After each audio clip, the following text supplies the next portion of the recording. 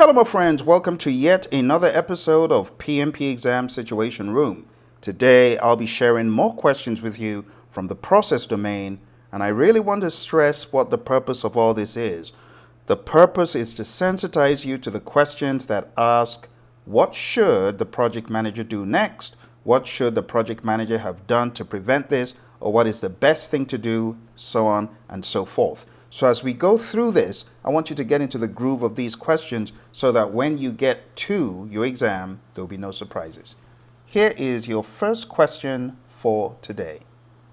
It reads, a project manager is working on a high-profile biotechnical project expected to deliver a sizable return on investment (ROI) in a short time period.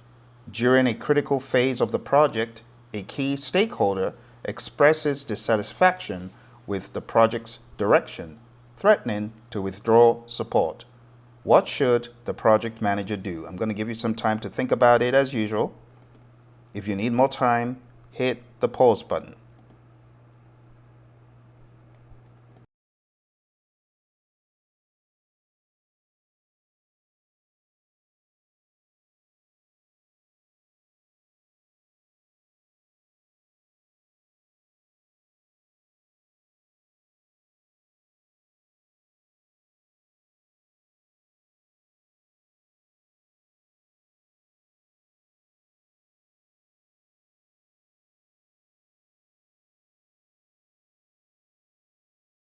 All right, well, let's take a look at the answers here. So we have continue the project as planned, focusing on the agreed upon deliverables.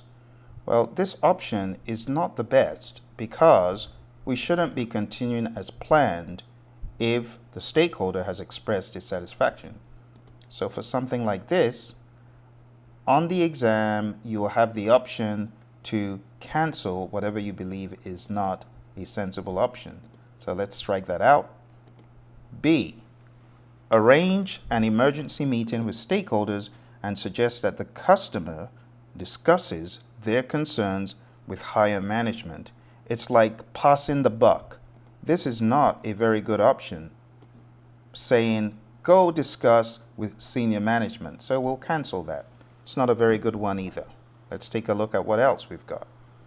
C, arrange a meeting with the stakeholders to understand their concerns and negotiate a solution. That doesn't sound bad. Let's take a look at D. Raise a change request to modify the project scope and adjust the project direction to align with the stakeholders' expectations. Now, while that doesn't sound bad, it is presumptuous because we don't understand yet what the problem is. So, canceling D as such gives us one best answer, C. Arrange a meeting with the stakeholder to understand their concerns and negotiate a solution. Arranging a meeting for the negotiation directly addresses stakeholder engagement, aiming to understand and potentially reconcile stakeholders' concerns with project goals. Continuing the project as planned ignores the stakeholders' concerns. Redirecting to management may not solve the issue at hand, and adjusting the project direction without a thorough understanding may be premature. So the best answer, my friends, is C. Let's move on to the next question. The next question here reads, a project manager working on a long-term, large-scale implementation project realizes that the project is likely to exceed its budget due to unforeseen circumstances. The project still has critical stages ahead. What should the project manager do? I'll give you some time to think about it.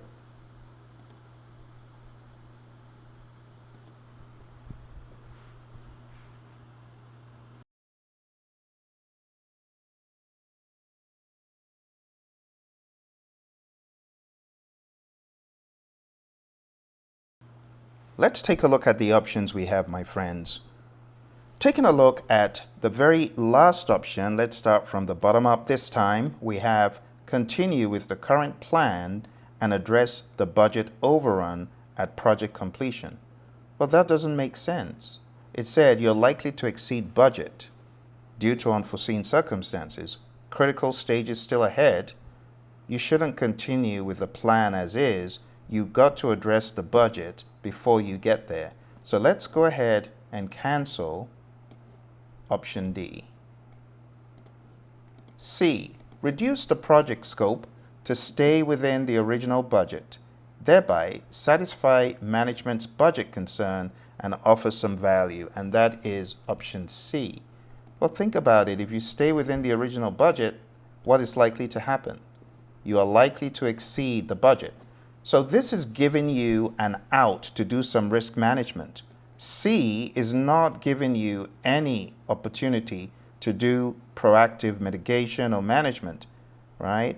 Reducing the project scope to stay within the original budget, it does not guarantee that you will deliver the value that you set out to.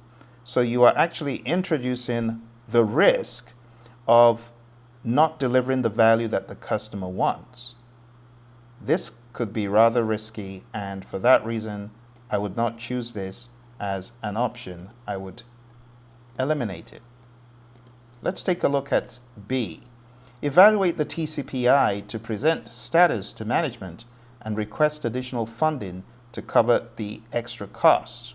Well, the TCPI, which is a two complete performance index, is actually what the question already describes. Think about it. It said, a project manager, forget all the other stuff, realizes that the project is likely to exceed its budget. That's TCPI right there. TCPI is a measure of how likely it is for you to get the project done within management's budget. For that reason, it cannot be B because it's already implicitly done. So we're going to cancel this. And let's take a look at the last option. Re-evaluate the project resource allocation to optimize spending. Well, right now, that seems to be a good option to take a look at the project resource allocation and optimize spending. This is the best bet because you're likely to exceed budget due to unforeseen circumstances. If you reduce the scope, you may still not be able to escape those circumstances. So the best thing for you to do is to reevaluate the project resource allocation and optimize spending, right? Even though it's not entirely clear what the circumstances are, we cannot presume that cutting off the scope is going to do that.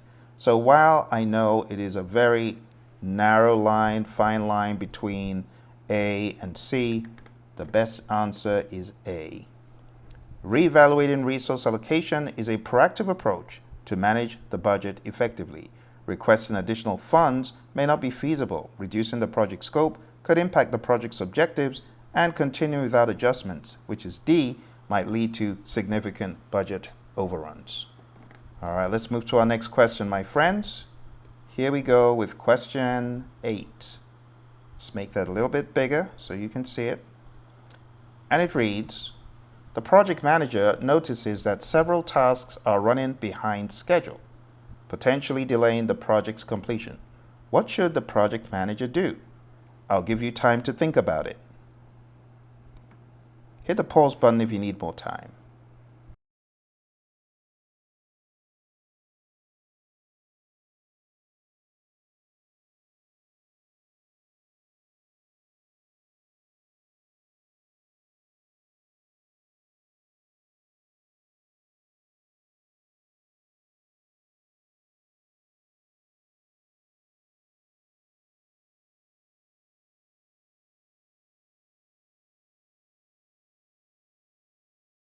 All right, let's move ahead and take a look at these options. Let's start from option A. A reads, apply the critical chain method to re-evaluate and optimize the project schedule. Now, while it sounds like a technically nice option, it has some falsities in it, in that the critical chain has more to do with resource optimization. You could say in some way it could affect the schedule when you apply the critical chain, but it says to re-evaluate. It's not entirely true. So we're going to keep this by the side because it seems rather dubious on first look. Let's take a look at option B. Conduct a schedule analysis and then extend the project deadline to accommodate the delays. Now that we can obviously smell that there's something wrong in that, because you wouldn't conduct a schedule analysis and then take such drastic action. What if you don't need to extend the project deadline after the analysis? So that is putting words into your mouth, putting words into your head. We're going to say no on that one. C, increase the workforce to catch up on the delayed tasks. That is presumptuous, because increasing the workforce, that is tantamount to crashing the project, adding more resources, which will increase cost. It's not certain that we're going to be able to do that. And even if we did that, it said several tasks are running behind schedule, but we don't know if the problem is a resource problem. It could be anything. So we are going to go ahead and cancel that one. Taking a look at option D, conduct a schedule performance review to identify and address the causes of delays. That should come first, for sure. So A versus D, A has got to go. First of all, it's laden with unnecessary technical babble. The critical chain method, it says, apply it to reevaluate and optimize the project schedule. It just isn't right. When you apply the critical chain, you're adding buffers, feeding buffers, project buffers, not what is described. So it's not entirely true. And that's why the best answer is D. Conduct a schedule performance review to identify and address the causes of delays. Conducting a schedule performance review aligns with allowing for a thorough understanding of delays and informed decision making. The critical chain method, A, is a scheduling approach but may not address specific issues causing delays. Extending the deadline, option B, and increasing the workforce, option C, may help but should follow a clear understanding of the issues. So don't choose presumptuous options. Moving on, my friends, to question 9. The project is in its execution phase, but recent quality checks revealed that several deliverables are not meeting the predefined quality standards. What should the project manager do? I'll give you time to think about it.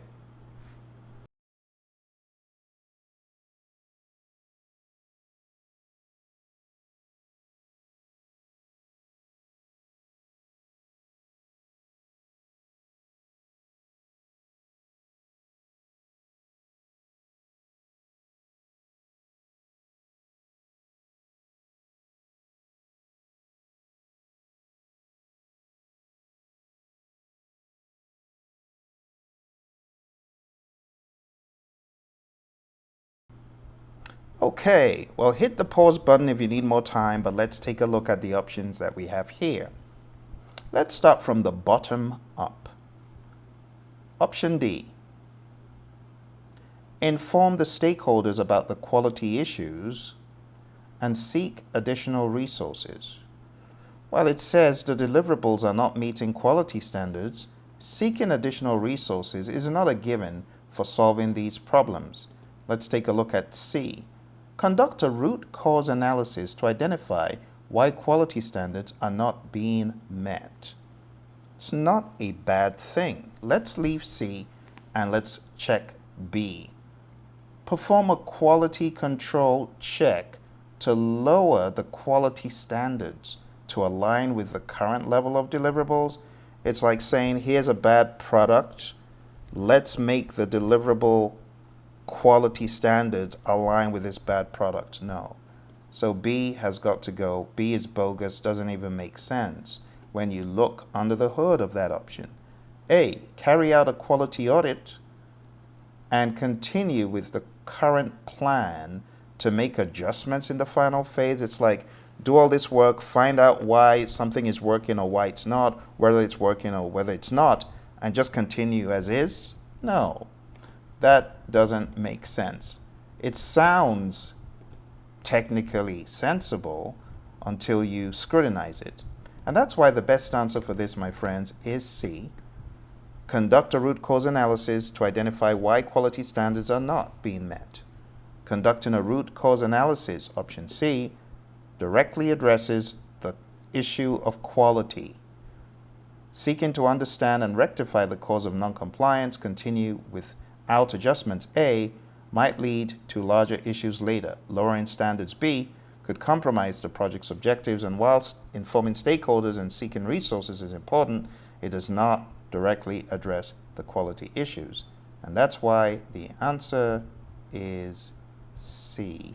It directly addresses finding out what's wrong, and when you understand what is wrong, only then can you take this most sensible action. All right, let's take a look at question 10, a final one for today. And it reads, a project team in Senegal is working on a large-size Agile technical endeavor out of their Dakar office. A critical deliverable of the project is becoming more complex than initially planned and risking scope creep. What should the project manager do? I'm going to give you some time to think about that. Hit the pause button if you need more time.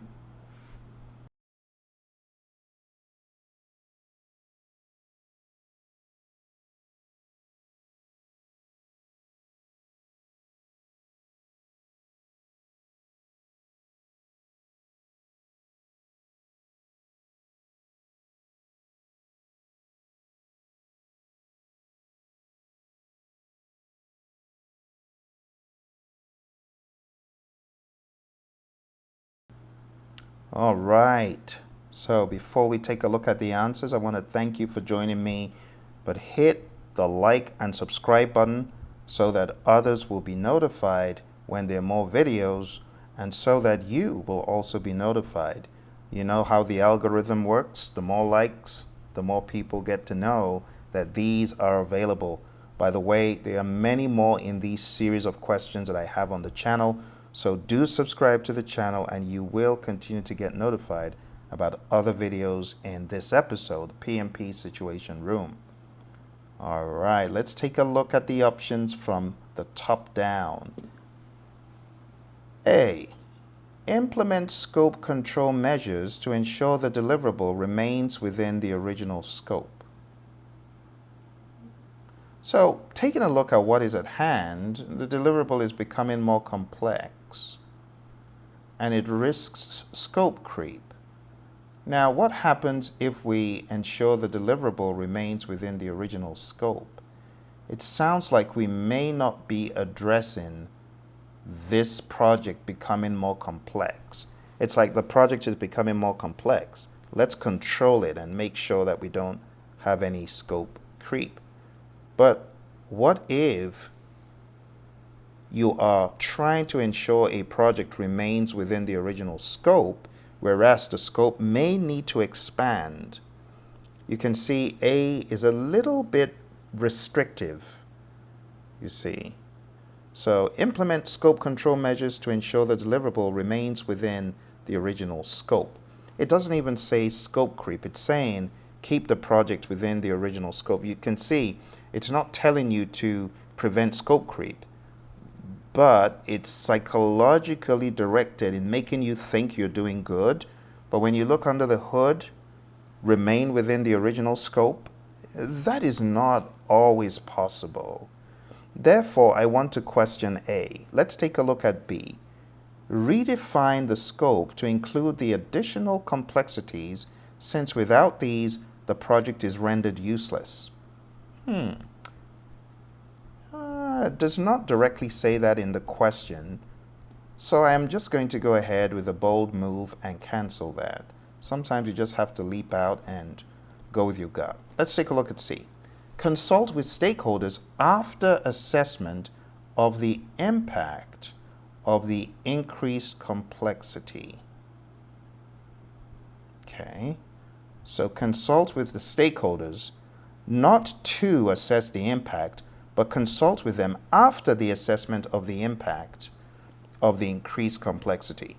So it's like saying we've taken a look at why this is happening and what increase in complexity on this project implies. It's not a bad one.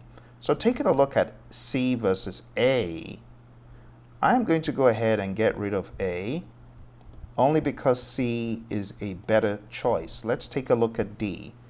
Delegate the management of this deliverable to a senior team member who will be better able to streamline scope. I'm not sure about that. That doesn't sound right. That's like you, the project manager, passing the buck to someone else, whereas it's your job. So the best answer here after much deliberation is C. Consult with stakeholders to assess the impact of the increased complexity. So consulting with stakeholders is a balanced approach for managing scope. Remember, you're not consulting with the stakeholders to carry out the assessment. It says you consult with the stakeholders after the assessment of the impact of the increased complexity. So it's not a mother may I option. This is consulting with them after assessing to find the best way forward. Okay, so with that said, we can see A is important but may not consider necessary adjustments. Redefining the scope, exactly. So A was the closest, but it's not the best option. Let's take a look at D. Delegating does not directly address the scope management process. And that's it, my friends. Over the past number of minutes, we have been taking a look at more questions from the PMP Situation Room. I encourage you to scour the channel and look for all the other videos from the Situation Room series. Beef up your understanding. Get used to seeing these what should the project manager do next kind of questions. That's really my goal. That's my objective in all this, all right? Thank you very much for joining. Don't forget to hit like, subscribe, share. I'll see you in the next video. Bye for now.